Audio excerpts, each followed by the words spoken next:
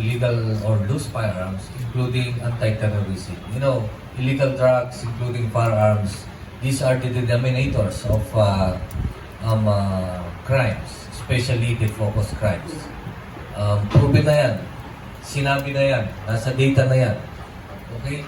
And so, tuloy-tuloy ang ating campaign against illegal drugs. In fact, one of the biggest hole was during last year of month of October dun sa MICP when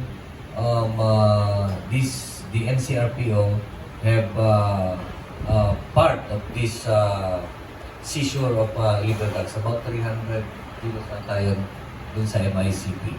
And so, hanggang sa level ng patrolling na ginagawa natin is nakakahuli tayo ng illegal drugs such that the our conduct for the supply reduction is about an arrest of about 40 persons a day and with